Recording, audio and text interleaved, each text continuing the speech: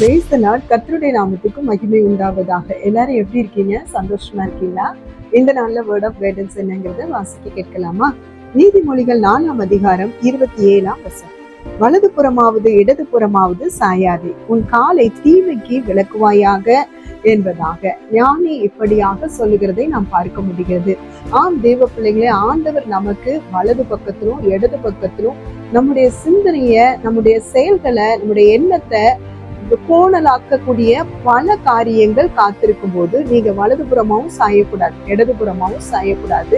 உங்க காலை தீமைக்கு நீங்க என்ன பண்ணணும்? காப்பாத்திக்கணும்.